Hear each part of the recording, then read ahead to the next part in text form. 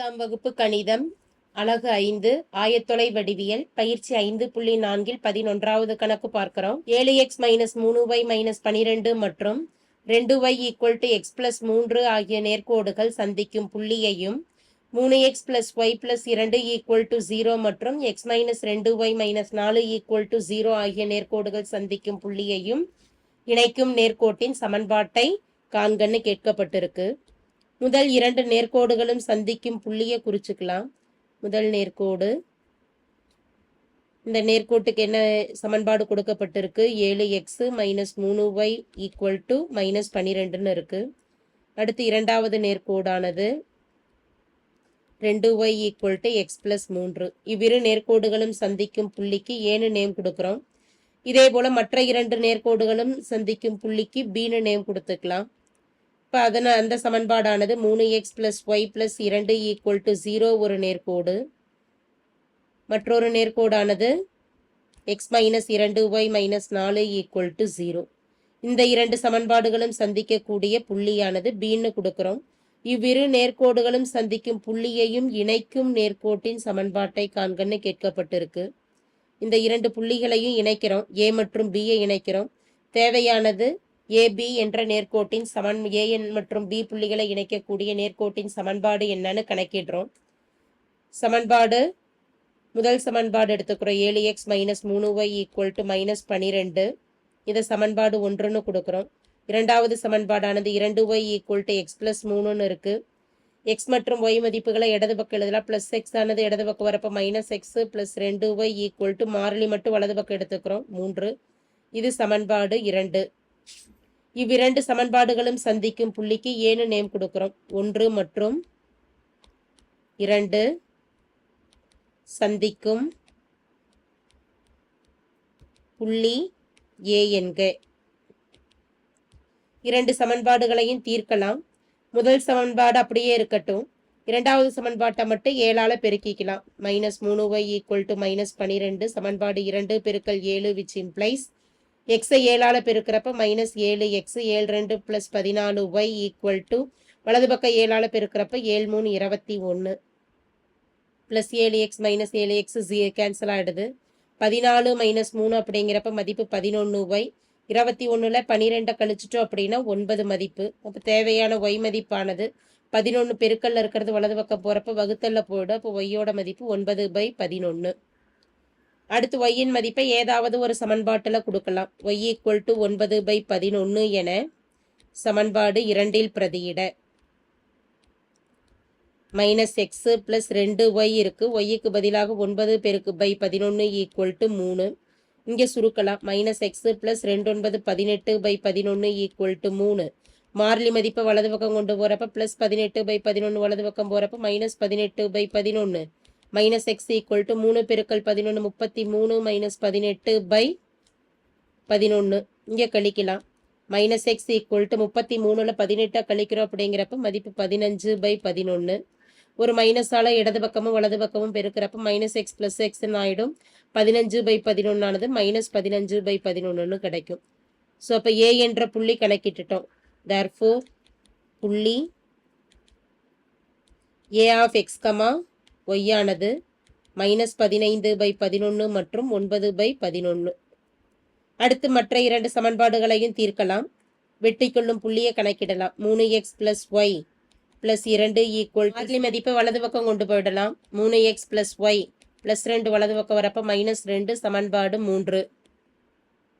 அடுத்து சமன்பாடு x - 2y - 4 = 0. மாறிலி வலது பக்கம் போறப்ப x - 2y = -4 கன்வெர்ட் ஆகிறப்ப +4.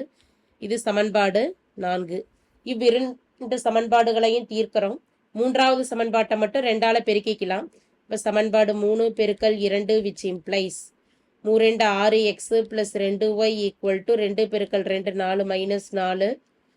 நான்காவது சமன்பாட்டை அப்படியே எழுதிடுறோம். x - 2y = +4ன்னு இருக்கு. +2y - 2y கேன்சல் ஆகிடுது. 6x + x 7x = -4 + 4 0.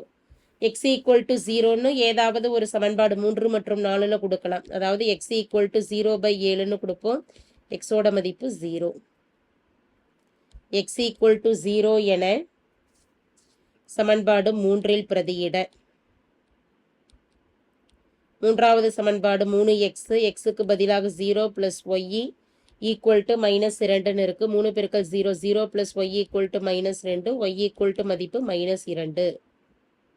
புள்ளி B ஆனது therefore புள்ளி B of x, y ஆனது 0, -2. தேவையானது A மற்றும் B என்ற புள்ளி வழியாக செல்லக்கூடிய நேர்கோடு தான் வேணும். தேவையான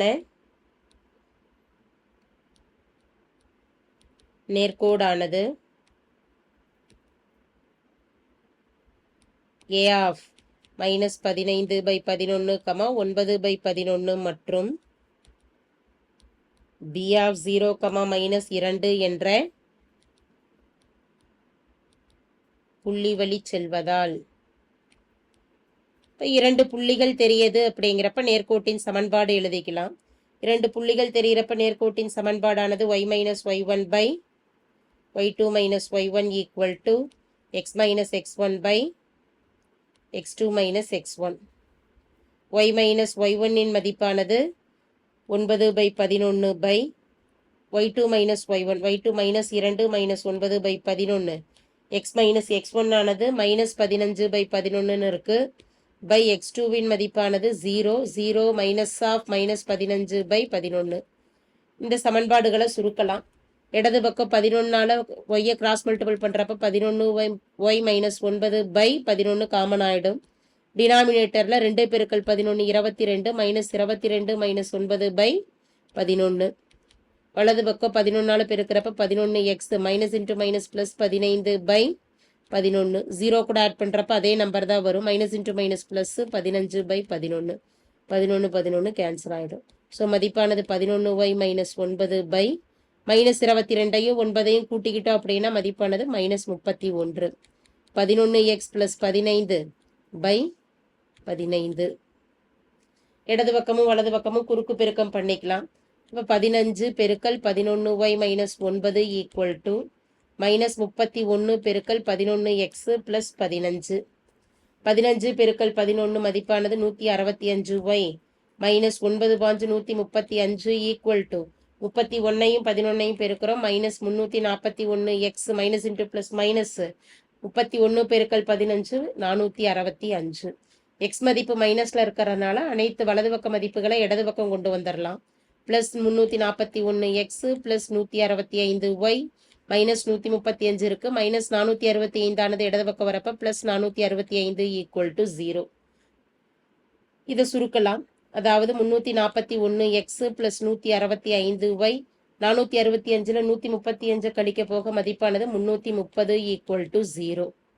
மூன்று மதிப்புகளுமே அதாவது எக்ஸ் ஒய் மாறிலி மதிப்புகள் அனைத்துமே 11ஆல வகுபடும். 11ஆல இதை வகுத்துக்கிறோம். 341/11x plus 165/11y plus 330/11 equal to 0. ஒரு முறை 3 11 33 மீதி 1 1. 11ஆல வகுக்கிறப்ப 165ல ஒரு 11 11 மீதி 5 5 11 65.